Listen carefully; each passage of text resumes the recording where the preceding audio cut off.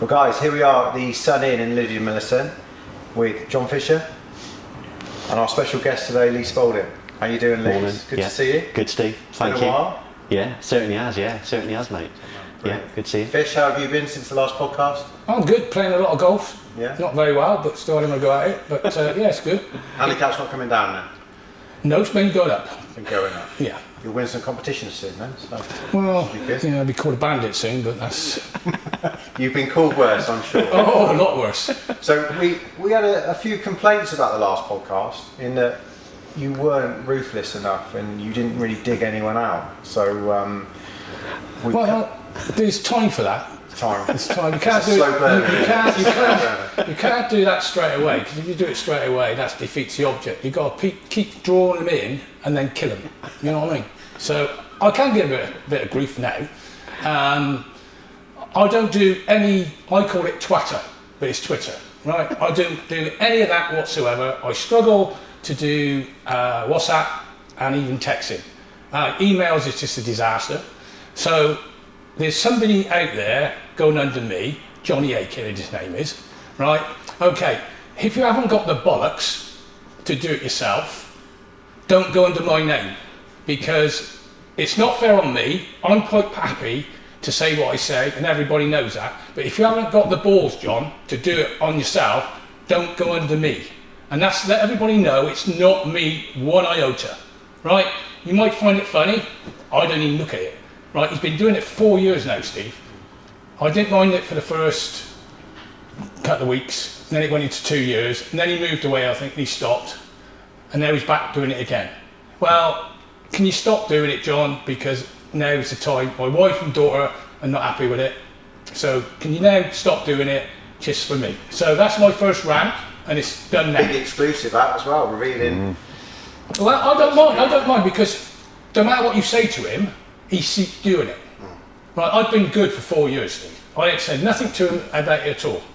Right, but he's doing it again. I goes into the pub on Thursday and gets told, "Oh, Fish, you come across, you've done this, you've done that." I didn't do it. Right, I didn't do it. I don't mind if I did do it. I'll accept it. If I've gone on Twitter and said, "Oh, I did this, I do that," that's fine. But don't do it.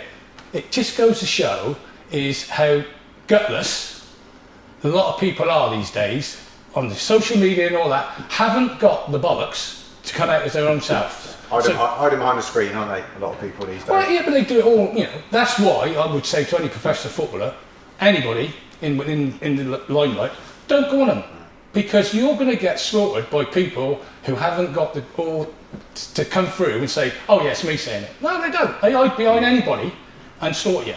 So, you know, that's my little rant for today. So we'll go on from there. I'm sure there'll be another one. Oh, yeah, there will be another one. What we're going to do, we're going to start with some fun, quick-fire questions about mostly about your management career, a little bit about your playing career, which I don't know so much about, I'll be honest. I can't remember it I myself. can't remember that. I can't remember it myself. So just short and sharp answers, maybe a few explainers on them, if you can. Your best signing as a manager?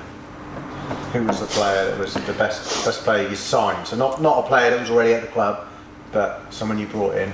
I would say the lad I brought in, which won us the league. So I brought 3 players in halfway through the season.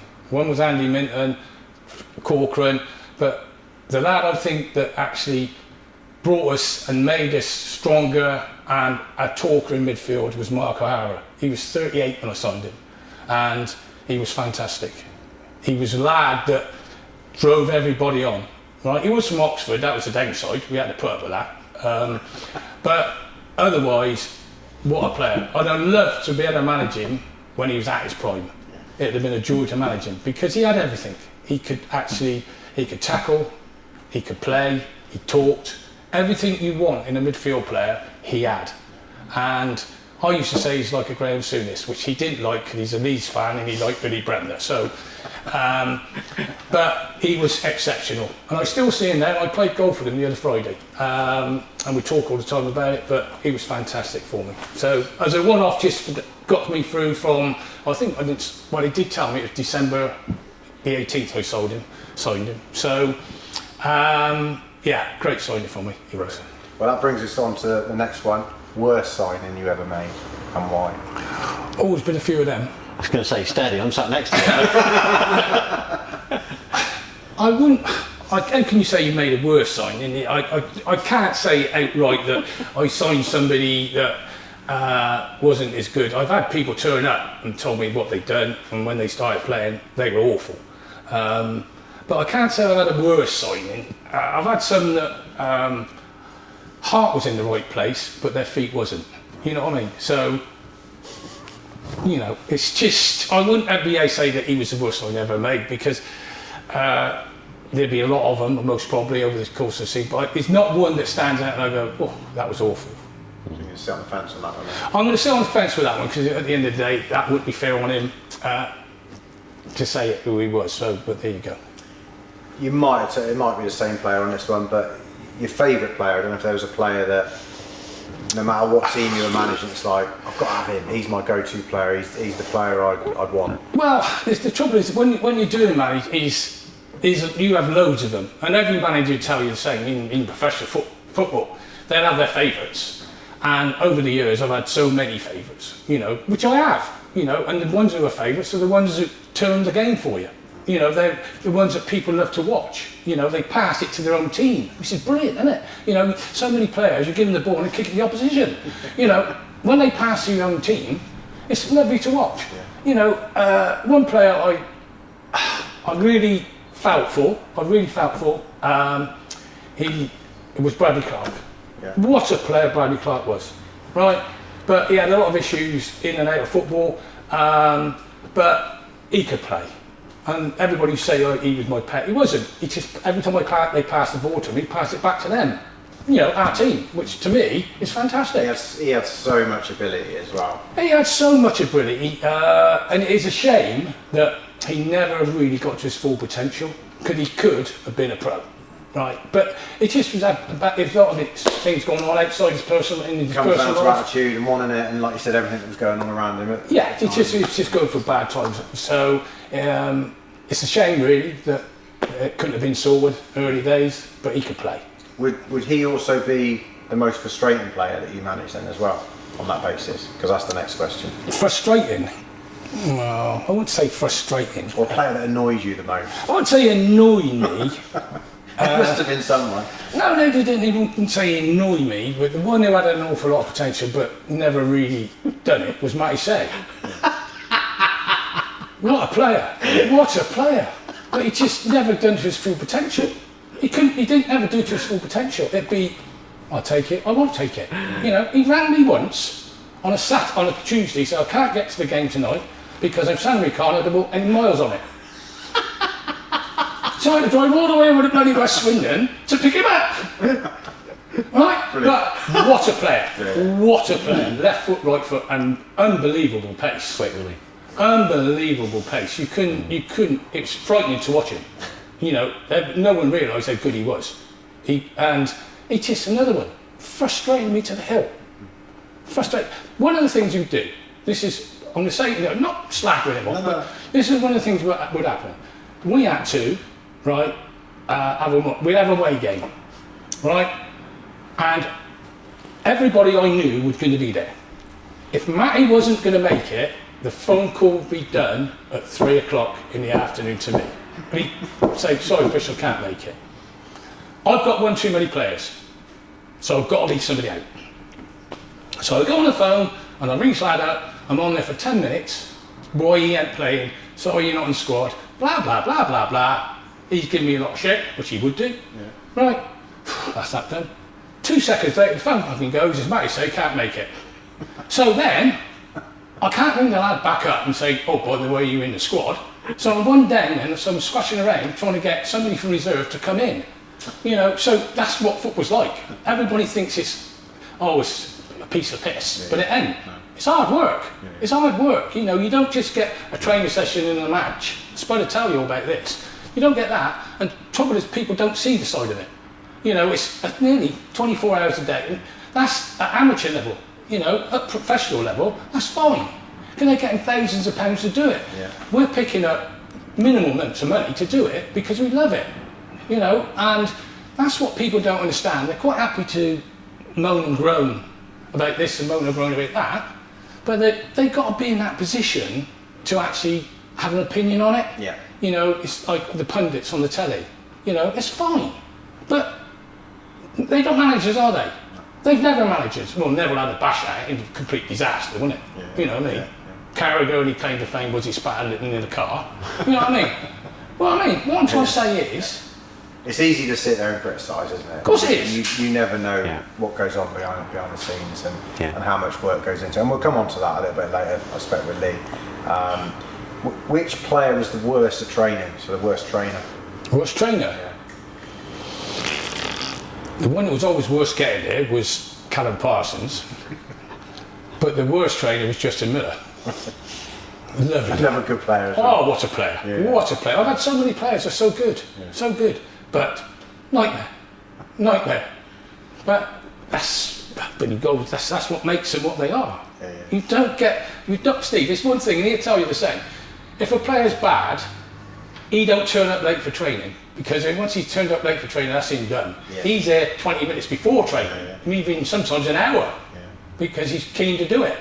Right, and then you get the one that's the player that you know is a good player, walks in, sorry fish, I'm a bit late, as he walks out onto the pitch. But that's what makes them, that's what makes players they are. Yeah. And as a manager, it's hard to take sometimes, and he knows the score, because obviously he's been there. So, What was your best moment as a manager? my best moment was, of the season, is winning the league. But my best one-off game was when we beat Tadcaster away in the FA Vase in the quarterfinals. We've gone there with no hope, no hope whatsoever. And he even said to Moe, when we sat on the coach going up there, I said, Moe, if they score early, we're going to get tunked 6-0. He said, I know. We was absolutely fantastic. To a man, they was brilliant. And we won 1-0, and they weren't expecting it, and that's when it all kicked off. What would you put a result like that down to? When Great management. You're going up there. Yeah, great management. What was the team talk that day then? Well, what the team talk would be, it's like the week before, sometimes you've got to let players do their thing. The week before, we knew that they were very slow between the full-backs and the centre-backs. And well, we had that John Devoyle, absolutely fantastic. Ray Wilkins type player. That way. Never give the ball away. So I said to John, all I want you to do, John, is get the ball, put it in there. He had an holocaust. He was horrendous. He was, and he admit it, right? Because it's out of his zone. Yeah. We've got up there, and as he's walked in after the warm-up, I said, all what I said last week, fuck that. Go out there and play your own game. He was brilliant. Yeah. So sometimes you've got to bite the bullet and say, you do it, boys. It's down to you, not down to me, it's you. Go and make a name for yourselves. And they did, it's fantastic. You know, as a manager, you've got to pick the team, and 9 times out of 10, well, we'll say 7 times out of 10, good players on the pitch, and Leo speaks about it, right, sorts the problem out themselves, right? They sort out themselves, right? It's the 3 times they can, and then you're the one, they go, what are we going to do? And that's when you have to step in. You know, good player sorts out. I used to say to him, if you want to change something because it's not quite working for you, do it. If I don't like it, You'll change it back. I'll check it back. Yeah. But you've got to make that call yourselves, because you're grown men. With children, it's different. You know, children, you've got to sort of try to help them. Of course you have, because they don't know any different. But when you've got grown men, God's sake, lads, you know, you've got mortgages, you've got kids. Make a decision. You know, don't look for me to do it. So, you know, that's the crux of it. You just let them be men, and then sometimes you've got to treat them like kids. Cool. And the other side of it, your worst moment as manager? Worst moment? Well, getting relegated in the first season I went to Supermarine, or named Vickers I think it was. Wasn't great, let's be fair, you get relegated. It was Alex Boucher, I was assistant to Alex Boucher, and he said to me, he was packing up, and I was, 31, and he met the meet committee and said he wanted me to do it. Well, it just didn't work. I was picking me I was trying to tell my best mates and friends and all that what to do, and they look at me and go, well, you didn't do that, did you? You know, under their breath. and it wasn't great. It was awful. It was one of those things that if I had my time again, I'd do completely different, but that's easy to say, isn't it? So we got relegated, not great, but I did win the league. First time they won the league in the Premier League, I won it with them, so it suited me when I went back a few years later. So in my eyes, I made up for the wrong, you know what I mean? So yeah, that was the worst by miles. As a player, best moment? Right, when you, not being disrespectful, when you play for teams like the Ground and things like that, you have loads of great moments. You know, the Ground, when I was playing in the Ground, let's be fair, over the years it's been great, but the one time I was playing, you know, we was the first team to win the treble on a Sunday, you know, and then there's 8 leagues, and it was hard, you know. I think at one part, I'm not being this thing, on a Sunday become more important than Saturdays, and when I was playing, they become more important. We'd go in the changing rooms on a Saturday before a game, and before the manager didn't know, did he? But all we was talking about, who was playing tomorrow, was M&B. Oh shit, don't want to get injured today, we've got M&B tomorrow. And for 2 years it took over, and I felt, when you look back, I felt sorry for the managers on the Saturday. We once, Alex Boucher was manager, and we were 4th in the Atlantic League. Not paying any money, and that was unreal. And we had something like nine games left, and we was playing for our Sunday side because we had the backlog of fixtures. In the end, we was playing about 4 or 5 times a week. Yeah. Right, and they moaned about playing twice. We was playing 4 or 5 times a week, so 3 times for a Sunday side, 2 times for a Saturday. We won 2 games, and bless him, God bless him, he's dead now, Alex. And I look back and I think, that was awful for Alex. You know, you as a player sometimes. Which you've got to. You're thinking yourself. But as I've been a manager now, I think to myself, we didn't do him any favours. You know, it's the only chance he had of maybe winning. Then we had a good chance because we was right up there with games in hand, and we blew it because we decided we was going to play for our Sunday side as well as our Saturday side. But yeah, I would say most probably, obviously Saturdays was Saturday. I never really won an awful lot Saturdays, to be honest with you. Might have won the World Senior Cup or something like that, but the most things I won was when playing for the Ground on a Sunday, you know. Yeah, so be, you know. Trouble is, not a bad thing, my attitude was crap. I'm not saying it was, it was. Do I regret it? Of course I do. You know, it was. Them days it was play football, go drinking. Play football, go drinking. You know, I'll do that next week. Well, next week never comes, does it? Because you're too old. You know, if I had one thing again, I would most probably wouldn't change the Ground because I love them and I still do. But my attitude, maybe I should have done been a bit more focused on Saturdays. Yeah, and it was at them days. It wasn't. It was played Saturday when they get drunk, play Sunday morning. You know, so that wasn't great. But it is what it is. I can't change it.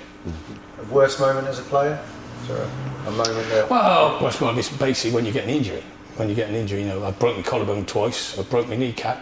I can always when I broke my kneecap. We was playing at Fairford, and I went in for a tackle, and I knew something went right. And I come off. I said to Vic, who was assistant, I said, Vic, my knee's knackered, it's gone. He said, well, you can't put Baker on, he said. He's not fit. I said, but Vic, my knee's killing me. He said, well, you're going to have to carry on. So I carried on. We finished the game, and Ellen, my wife, was there. And I said, you're going to have to drive the car. And in the end, my knee blew up like that. So I had to go to the hospital, and yeah, he broke it.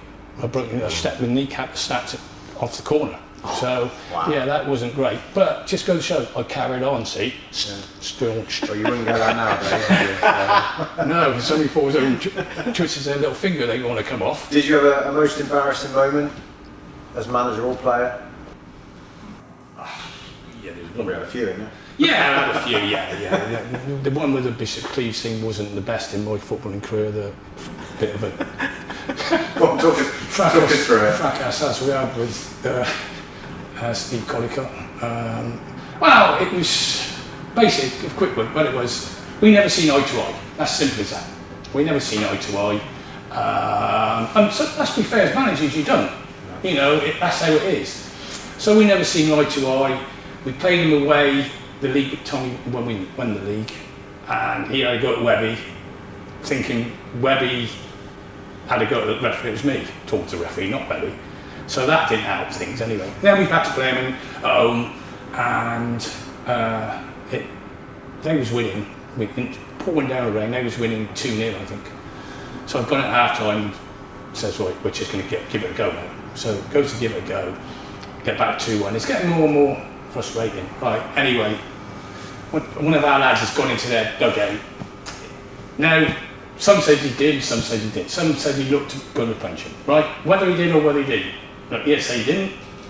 All I know is when the whole dugout, my dugout, gets up and runs down there, there's got to be something going on. Not me just running down there, the whole lot. Well, then it kicked off. Yeah. You got yourself to the front, got stuck right in. Well, sort of. So it wasn't the best, that's for sure.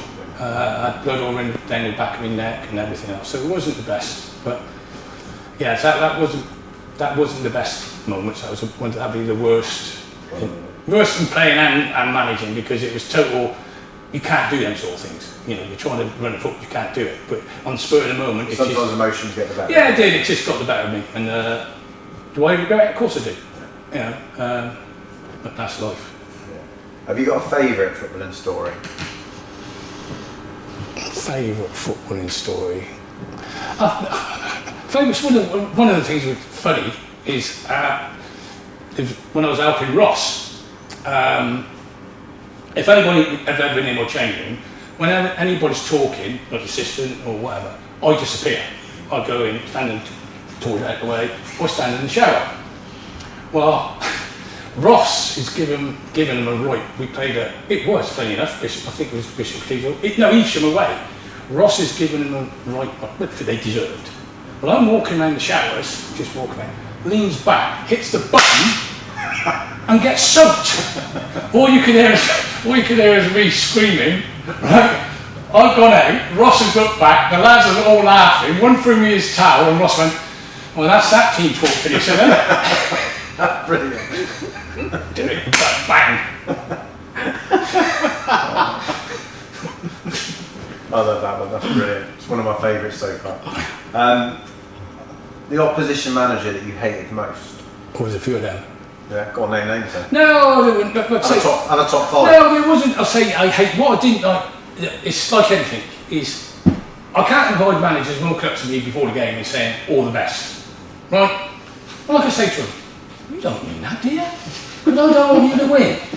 I don't want you to win, and you don't want me to play well today, do you? Yeah. And they look at you and go, oh yeah, right. I know it's what they call sportsmanship. Yeah. But I wouldn't ever go and wish you all the best before I play a game of golf against you, would I? No, because I want you to play like a bag of shit. Yeah. Right? Right. Well, you do, don't you? Yeah. No, that's how you do. We all say good luck, have a good day. After the game, if we got beat and we deserved to get, I'll walk out and go, congratulations, you deserved to beat us today.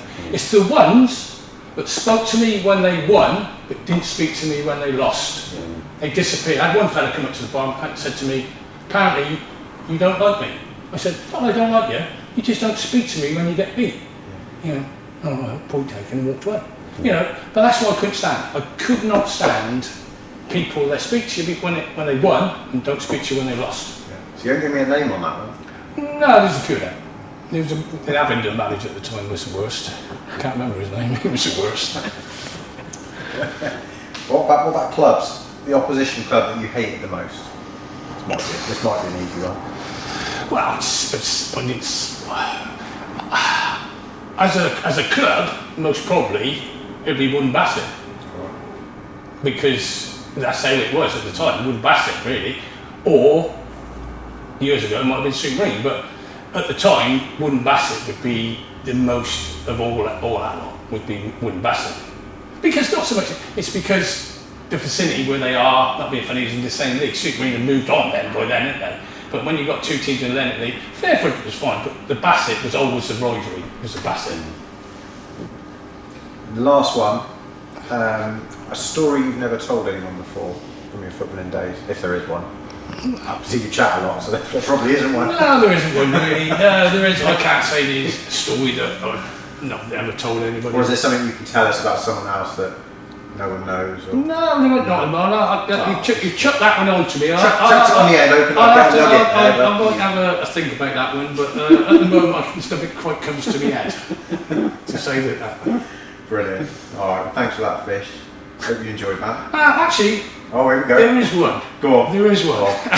Well, it's funny, and it was me, Webby, and Andy Woolen. Yeah. And we was playing at Milton away. Poor old Matty Say got this again. Matty Say was fantastic, but you couldn't tell him off. If you shouted at him, that was him done, right? Well, Webby, in his wisdom, went in there and ripped into him. So I had to quick jump in and go, you don't ever do whatever they say, that's right. So all I just said, he's made 4 or 5 good runs, because what he done was, as Webb was going to him, his shirt's come off, he's threw it into the middle of the room and disappeared in the showers. I'm done, I'm not playing.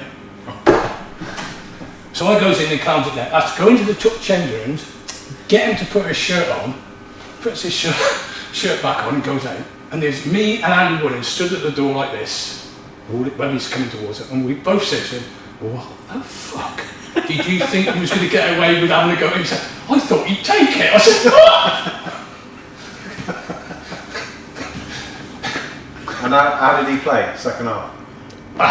He still got beat, but he played all game. He managed to finish it. Yeah, he managed to finish, bless him. Brilliant, I love it.